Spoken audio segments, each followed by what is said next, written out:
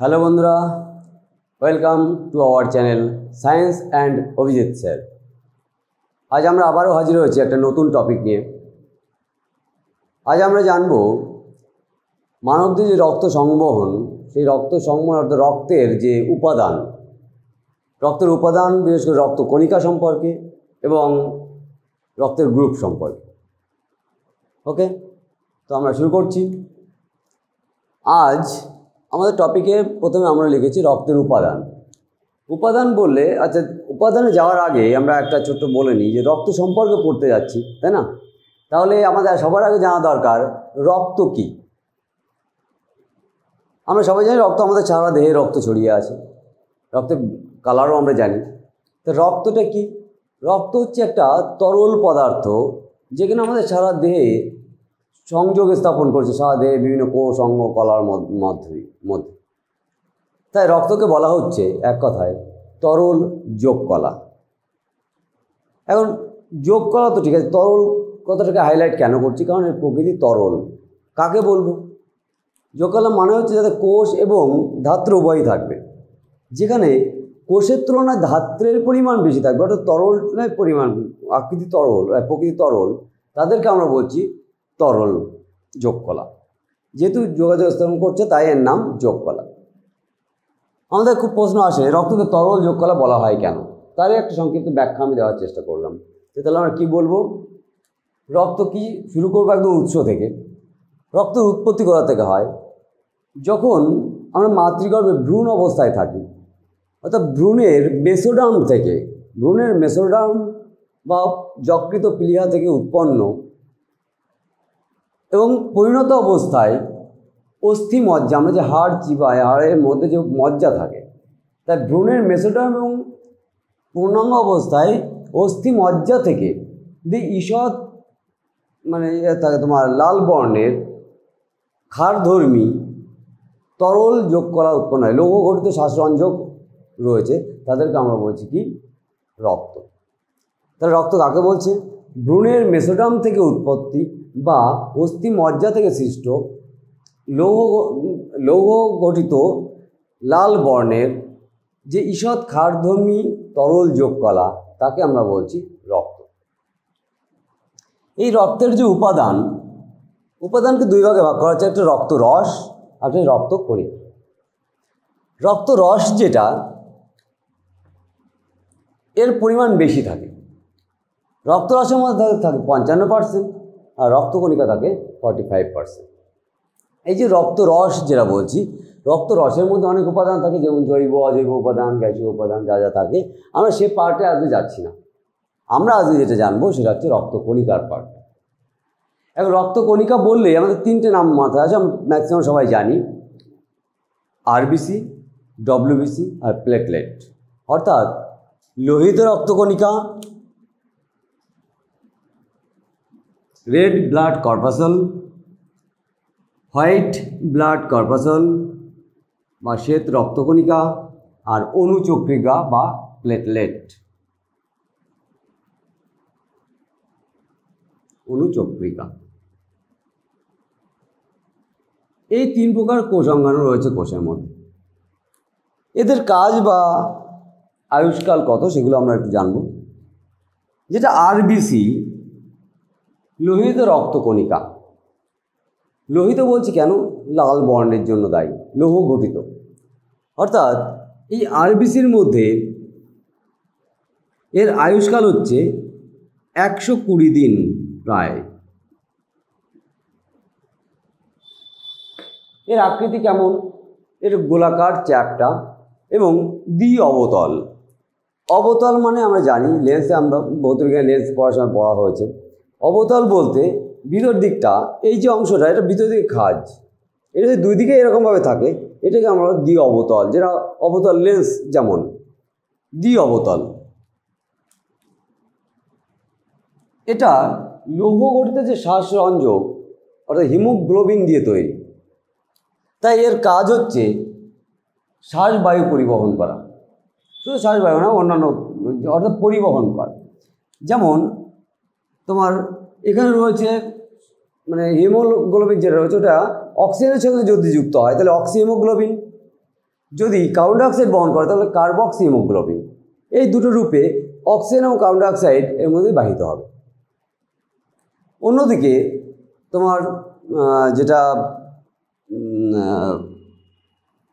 ক্ষরণকারী বস্তু অর্থাৎ যেটা হরমোন বলি বা বিভিন্ন রেচন পদার্থগুলো সেগুলো বাহিত হচ্ছে এর মধ্যে। শ্বেত রক্তকণিকা যেটা এর গড় আয়ু মোটামুটি 12 থেকে 13 ঘন্টা, 12 থেকে 13 দিন। এর ক্ষেত্রে কি হচ্ছে, শ্বেত রক্তকণিকা এই হচ্ছে আমাদের অনাক্রমতা সৃষ্টি করছে, অর্থাৎ আমাদের রোগ প্রতিরোধ ক্ষমতা যোগাচ্ছে। কিভাবে? এর অনেকগুলো ভাগ আছে, আমরা পরে যাচ্ছি। অনুচক্রিকা, অনুচক্রিকা কয়েক ঘন্টা থেকে 12 দিন পর্যন্ত বেঁচে থাকে। এই যে অনুচক্রিকা এর কাজ হচ্ছে রক্ত তঞ্চনে সাহায্য করা। রক্ত তঞ্চন মানে কি? অর্থাৎ কোথাও আমাদের যদি কেটে যায় তাহলে সেখানে ব্লাডটা জমাট বাঁধতে হয়, জমাট বেঁধে যায় কিছুক্ষণ পরে। এই রক্ত জমাট বেঁধে যাওয়া ক্লট হয়, এটা রক্ত তঞ্চন বলছি। এই রক্ত তঞ্চনে সাহায্য করছে কারা? অনুচক্রিকা। কীভাবে করে? আমাদের সম্পূর্ণ রক্ত তঞ্চন পদ্ধতি একটা আছে, আমরা পরে জানবো সেটা। সেখানে রক্ত তঞ্চন কীভাবে হয় সেই প্রক্রিয়াটা আমরা ওখানে জানবো। তো এই গেল অনুচক্রিকার একটা। এখানে একটা বলি যেটা ভাইটাল পয়েন্ট, নিউক্লিয়াস কিন্তু আরবিসি কিন্তু নিউক্লিয়াস বিহীন।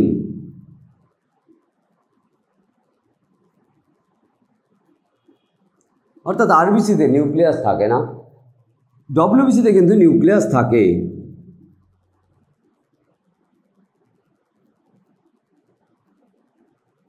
আমরা একবারে পার্থক্য হয়ে যাচ্ছে আমাদের, অনুচক্রিকাতেও নিউক্লিয়াস থাকে না।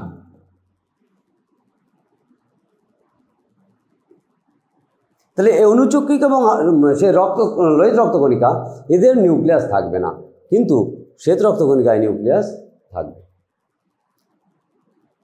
এবার আমরা আসছি শ্বেত রক্তকণিকার শ্রেণীবিভাজন। শ্বেত রক্তকণিকা যেটা, এর শ্রেণীবিভাজন যদি করি আমরা,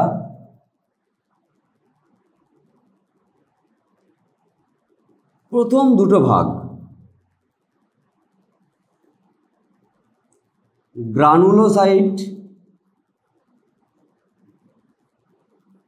এবং আগ্রানুলোসাইট।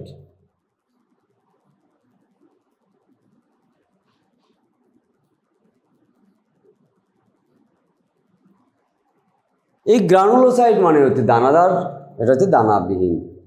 দানাদার অংশ, এটা দানাবিহীন অংশ। এই দানাদার অংশ যেটা, এই গ্রানুলোসাইটটা, এটাকে আমরা আবার 3টে ভাগে ভাগ করছি। কি কি?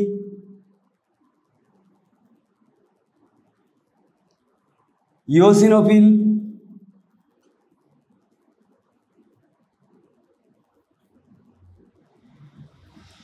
বেসোফিল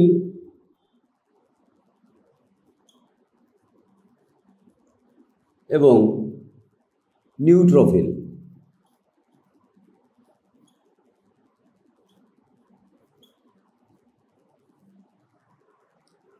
অন্যদিকে আগ্রানুলোসাইট যেটা, এটাকে 2 ভাগে ভাগ করা হচ্ছে, লিম্ফোসাইট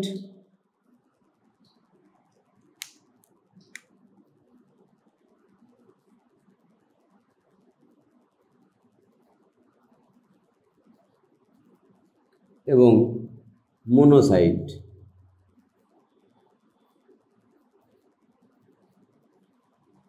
তাহলে শ্বেত রক্তকণিকার টোটাল ভাগ পেলাম কটা? 5টা। ইওসিনোফিল, বেসোফিল, নিউট্রোফিল, লিম্ফোসাইট এবং মোনোসাইট। আমরা একটু আগে বললাম শ্বেত রক্তকণিকার কাজ কি? ওভারঅল কাজ হচ্ছে দেহের রোগ প্রতিরোধ ক্ষমতা যোগানো, অর্থাৎ অনাক্রমতা সৃষ্টি করা। রোগ প্রতিরোধ ক্ষমতা কীভাবে জানাবে সৃষ্টি করবে? এই যে নিউট্রোফিল যেটা, নিউট্রোফিলটা আমাদের দেহে যদি কোনো রোগ জীবাণু প্রবেশ করে তাদেরকে ধ্বংস করে দেয়, আক্রমণ করে এবং আক্রমণ করে ওটাকে নষ্ট করে দেয়। বেসোফিলের কাজ, আমরা জানি যে রক্তবাহ আমাদের শিরা ধমনীর মধ্যে রক্ত কন্টিনিউ প্রবাহিত হচ্ছে, এই রক্ত প্রবাহিত হওয়ার সময় এই রক্তের মধ্যে হেপারিন বলে একটা উপাদান থাকে। যদি হেপারিন রক্তের মধ্যে থাকে না, যদি হেপারিন আসে থাকে, এই কী করে রক্তবাহটা রক্তটা জমাট বেঁধে না যায়। অর্থাৎ এই যে অনুচক্রিকার কাজ ছিল রক্ত জমাট বাঁধানো, এই রক্ত যাতে জমাট বেঁধে না যায় তার জন্য এই বেসোফিল ওর মধ্যে হেপারিন ক্ষরণ করতে থাকে। এই হেপারিন ক্ষরণ করে বলে রক্ত জমাট বেঁধে যায় না। ইওসিনোফিল কী করছে? এও ওই তোমার আমাদের যে রক্তে অনেক সময় অ্যালার্জি থাকে, আমাদের যে অ্যালার্জেটিক যে সমস্যাগুলো হয় সেই অ্যালার্জি প্রতিরোধ করে হচ্ছে ইওসিনোফিল। এবার আসছে আগ্রানুলোসাইট। আগ্রানুলোসাইটের যে লিম্ফোসাইট এবং মোনোসাইটের কাজ হচ্ছে রোগ জীবাণু ধ্বংস করা, আর লিম্ফোসাইটের কাজ হচ্ছে অ্যান্টিবডি সৃষ্টি করা। অ্যান্টিবডি কি? আমরা অ্যান্টিজেন অ্যান্টিবডি নামটা বলিনি। অ্যান্টিজেন বা অ্যাগ্লুটিনোজেন আর অ্যান্টিবডি যে অ্যাগ্লুটিনিন। এই যে আমাদের যে কোষ উপাদান, এর রোগ জীবাণু যদি প্রবেশ করে, যে অনাক্রমতা সৃষ্টি মানে আমাদের যে অস্বাভাবিকতা সৃষ্টি হয় রক্তে, যেটা প্রবেশ করলে আমাদের রোগ ব্যাধি হয়, সেগুলোকে আমরা বলি অ্যান্টিজেন। আর এই অ্যান্টিজেনকে প্রতিরোধ করে যারা, তাদেরকে আমরা বলি অ্যান্টিবডি। সেই অ্যান্টিবডি সৃষ্টি করছে কে? লিম্ফোসাইট। তো এই মোটামুটি আমাদের রক্তকণিকা এবং তাদের কাজ। তাহলে আমরা কি বললাম? ওভারঅল একবার বলি যে রক্তের উপাদানের মধ্যে রক্তকণিকা হচ্ছে প্রধান। রক্তকণিকার মধ্যে তিনটে ভাগে ভাগ করা হচ্ছে: লোহিত রক্তকণিকা, শ্বেত রক্তকণিকা এবং অনুচক্রিকা। লোহিত রক্তকণিকা মোটামুটি 120 দিন বাঁচে। এই লোহিত রক্তকণিকার গঠন কেমন? এটা গোল চাকতির মতো এবং দ্বি-অবতল। এবার এরা কি করছে না, অক্সিজেন বা কার্বন ডাইঅক্সাইড গ্যাসীয় উপাদানগুলো পরিবহন রক্তের মধ্যে পরিবাহিত হতে সাহায্য করছে। কার সাহায্যে? হিমোগ্লোবিনের সাহায্যে। যদি অক্সিজেন পরিবহন করে তাই আমরা বলছি অক্সি হিমোগ্লোবিন, যখন কার্বন ডাইঅক্সাইড যুক্ত হচ্ছে তখন হচ্ছে কার্বক্সি হিমোগ্লোবিন। এর সাহায্যে এরা রক্ত সংবহন করছে। অন্যদিকে শ্বেত রক্তকণিকা কী করছে? আমাদের দেহে রোগ প্রতিরোধ ক্ষমতা যোগাচ্ছে, অর্থাৎ অনাক্রমতা সৃষ্টি করছে। কি করে? শ্বেত রক্তকণিকা একটা নির্দিষ্ট জিনিস নয়, এর অনেকগুলো ভাগ আছে, প্রত্যেকের কাজ আলাদা আলাদা আছে। কি ভাগ? এই শ্বেত রক্তকণিকার একটা ভাগ হচ্ছে গ্রানুলোসাইট, আর ওটা আগ্রানুলোসাইট। গ্রানুলোসাইটের মধ্যে আসে তিনটে: ইওসিনোফিল, বেসোফিল, নিউট্রোফিল। যাদের কাজের মধ্যে আসে কি? নিউট্রোফিল কি করছে? রোগ জীবাণু যদি প্রবেশ করে তাদেরকে ধ্বংস করছে। বেসোফিল কি করছে? যদি মানে আমাদের দেহে যে রক্তবাহের মধ্যে যাতে রক্ত জমাট বেঁধে না যায় তার জন্য হেপারিন ক্ষরণ করছে। আর ইওসিনোফিল কি করছে? আমাদের অ্যালার্জি প্রতিরোধ করছে। আগ্রানুলোসাইটের দুটো ভাগ: লিম্ফোসাইট এবং মোনোসাইট। মোনোসাইট কি করছে না, মোনোসাইট জীবাণু ধ্বংস করছে, আর লিম্ফোসাইট কি করছে? আমাদের অ্যান্টিবডির সৃষ্টি করছে। ওকে, দেখা হচ্ছে পরবর্তী ক্লাসে। আজ এ পর্যন্ত থাক, ততক্ষণ পর্যন্ত সবাই ভালো থেকো।